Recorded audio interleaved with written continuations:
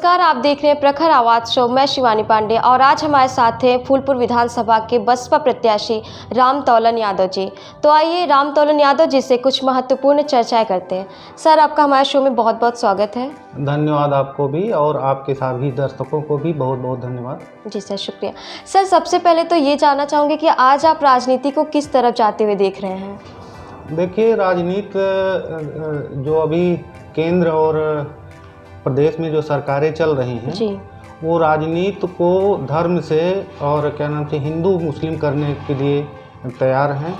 उनके पास कोई मुद्दा नहीं है। जी, हिंदू मुस्लिम करके वो चुनाव जीतना चाहते हैं। ध्रुवीकरण करने जी। की नीति पे यह प्रदेश की सरकार चल रही है। सर, तो आपके हिसाब से क्या क्या मुद्दे हो सकते हैं इस बार चुनाव में?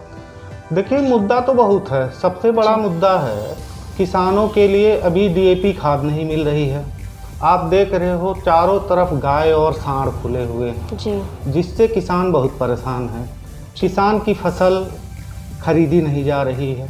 अभी धान जो है सभी किसानों के पास ऐसे पड़े हुए हैं, उनका उचित मूल्य नहीं मिल रहा है। जी, बेरोजगारी है ही है, महंगाई की चरम पर है, आप देख ही रहे जी, हैं। जी, यही सारे मुद्दे हैं, चुनाव में यही मुद्दे होते हैं। और भारतीय जनता पार्टी की जो सरकार है इस मुद्दे से भटका के जो है हिंदू मुस्लिम करने पे लगी हुई है। जी सर। सर, तो कहीं ना कहीं जाति समीकरण भी आता है, ऐसे में क्या वजूद रखता है या फिर ख़त्म हो रहा है अब जाति समीकरण?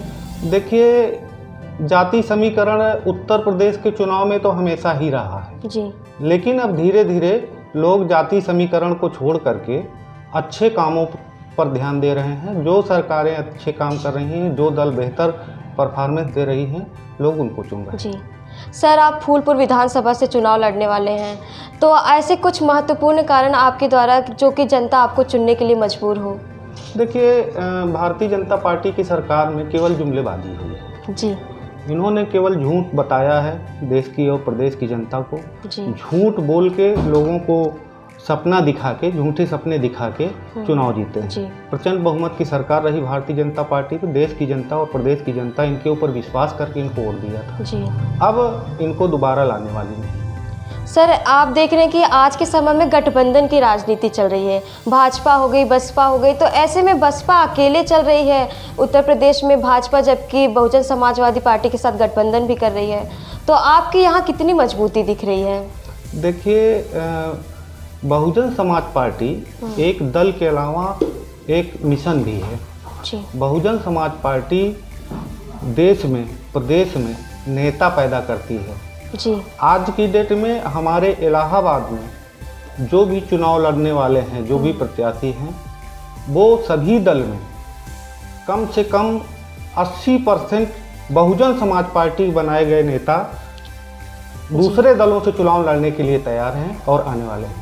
जी सर। सर, ये भी तो देखा जाए तो एक प्रकार से चुनौती है, क्योंकि बसपा ने जो बनाए हैं नेता वो दूसरे दल में जा रहे हैं। हमारे लिए कोई चुनौती नहीं है। मैंने आपको बताया कि बहुजन समाज पार्टी दल के अलावा, राजनीतिक दल के अलावा एक मिशन भी है। जी, ये अपने मिशन पे काम करके नेता बनाने का काम करती है।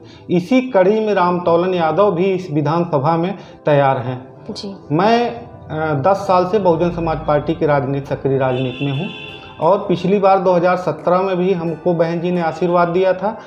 चूँकि रिपोर्ट ऐसा हुआ कि यहाँ पे यादव प्रत्याशी जाति के आधार पर कमज़ोर साबित होगा बहुजन समाज पार्टी के लिए, इसलिए मुस्लिम कैंडिडेट मोहम्मद मसरूर को लड़ाया गया था। जी।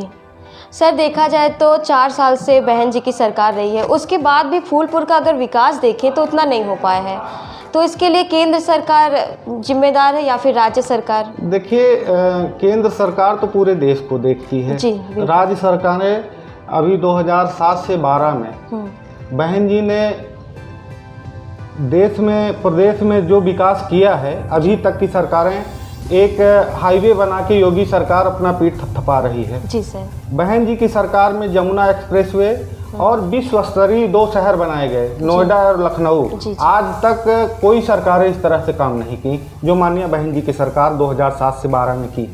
जी सर। सर, ऐसे में देखा जाए तो जो फूलपुर में ओवरब्रिज बना है उसे भी भाजपा अपनी बड़ी उपलब्धि मानती है, तो इसे क्या चुनाव में बहुत बड़ा मुद्दा माना जाएगा?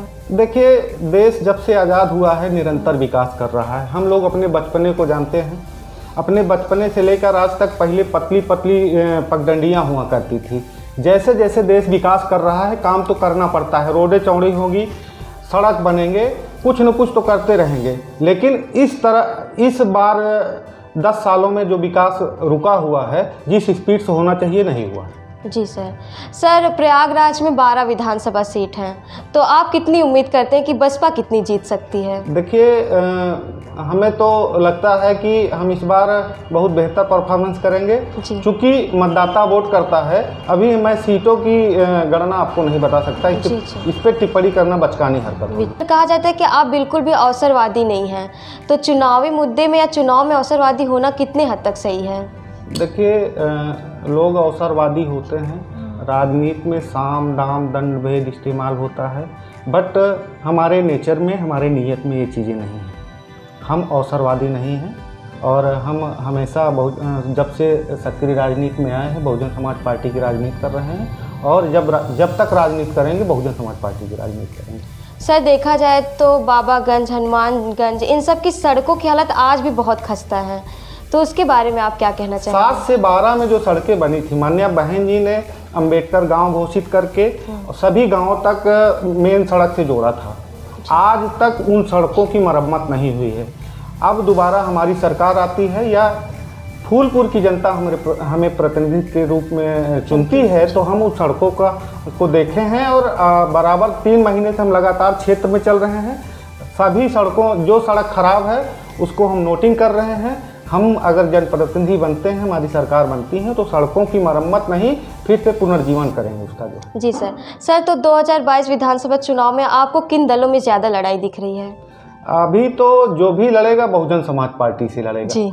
हम सबसे मजबूत हैं यहाँ पर। जो भी लड़ेगा प्रदेश में इस बार बहुजन समाज पार्टी से लड़ेगा, क्योंकि प्रदेश की जनता जो है माननीय बहन जी के 7 से 12 वाली जो सरकार है उसको याद करके वोट करने जा रही है।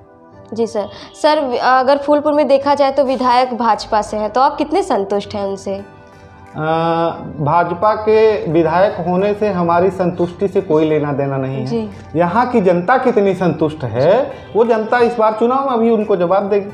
तो सर, आपको क्या कमियां दिखती हैं भाजपा के विधायक में, या फिर उनके कामों में अब तक कुछ मेन मुद्दे जो रहे हैं? काम तो हुआ नहीं है तो उसमें कमी कहाँ से निकालें? इनका सारा काम ऐसे पड़ा हुआ है, जब देखो अखबार के माध्यम से, आप जैसे मीडिया के माध्यम से ये बताते रहते हैं कि हम ये करने जा रहे हैं, वो करने जा रहे हैं, ये शिलान्यास हो रहा है, वो शिलान्यास हो रहा है, और वो शिलान्यास कभी ख़त्म नहीं होता है। शिलान्यास का कार्यक्रम जारी रहता है, कोई काम होता नहीं। सर, तो आप क्या वादा करना चाहते हैं कि आप विधायक के रूप में चुने गए तो आप क्या क्या करवाएंगे प्रदेश के लिए? प्रदेश के लिए तो नहीं, हम अपने विधानसभा के लिए यहाँ पर जो गाय और सांड हैं हमारे किसानों का बहुत नुकसान कर रहे हैं। यह सरकार किसानों की नौकरी दे रखी है फ्री वाली। पूरे रात दिन हमारे यहाँ के किसान जो है सांड, अपने खेतों में सांड और गाय की रखवाली करते हैं, वो नौकरी के रूप में उसको देखते हैं। 24 घंटे वो काम करते हैं, बिल्कुल इसकी रखवाली करते हैं। तो पहली बात तो हम इससे अपने क्षेत्र की जनता का निजात दिलवाएंगे। ये गाय और सांड का जो आतंक है क्षेत्र में, इससे निजात दिलवाएंगे। दूसरा, यहाँ की सड़कों की हालत बहुत ख़राब है। जी बिल्कुल, यहाँ की सड़कों की हालत बहुत ख़राब है। सारी सड़कों को हम बनवाएंगे। हमारे डायरी में नोट हो गया है, हमने इसको नोट कर लिया है कौन कौन सी सड़कें ख़राब हैं। अभी तक हम पूरे विधानसभा का दौरा कर चुके हैं, 2 बार 3 बार, लगभग सभी सड़कों पर हम जा चुके हैं। वो तीसरा, जो बारिश का पानी है वो निकासी कहीं नहीं है। अभी झूसी क्षेत्र के लगभग 36 गांव जो है, नंबर याद नहीं है, ये है कि काफ़ी बड़ा क्षेत्र जो है नगर निगम में दे दिया है। यहाँ पे किसी तरह का कोई सुविधा नहीं है। जब बारिश होती है सारी सड़कें लबालब हो जाती हैं, आदमी जो है उसमें किसी तरह से स्कूली बच्चे हमारे जो है स्कूल जाने में असमर्थ हो जाते हैं, और लोगों का एक्सीडेंट होता रहता है, लोग मोटरसाइकिल से गिरते रहते हैं। तो रेन वाटर की जो निकासी है इसका मुकम्मल बंदोबस्त करना है मुझे। जी सर देखा जाए तो कोविड-19 के बाद सिर्फ उत्तर प्रदेश नहीं बल्कि कई देशों ने ये महामारी के बाद आर्थिक व्यवस्था में अपनी कमी पाई है। तो आप क्या समझते हैं कि उत्तर प्रदेश में अगर कोई भी कमी आ रही है तो ये कोविड की वजह से या सरकार की वजह से? देखिए, इससे तो इनकार नहीं किया जाता है कि महामारी जैसी चीज़ें काम करने में बाधा पैदा करती हैं जी। लेकिन महामारी से बड़ी जो हमारे देश में त्रासदी हुई वो नोटबंदी से हुई है और जीएसटी से हुई है। सर तो आप क्या संदेश देना चाहते हैं फूलपुर की विधानसभा के सदस्यों के लिए या फिर जनता के लिए? जनता से यही मेरा संदेश है कि प्रदेश की जनता जो है इनके झूठे वादों में ना आए। अभी इन्होंने 10 साल 5 साल 10 साल लगभग 7.5 साल केंद्र की सरकार हो गई है, लगभग 5 साल प्रदेश की सरकार कंप्लीट करने जा रही है। ये राम मंदिर के नाम पे आपको लड़ाना चाहती हैं जी। और ध्रुवीकरण करना चाहती हैं, ध्रुवीकरण करके चुनाव जीतना चाहती हैं। तो इनसे सावधान रहें, इनसे सावधान रहें, लड़ें ना।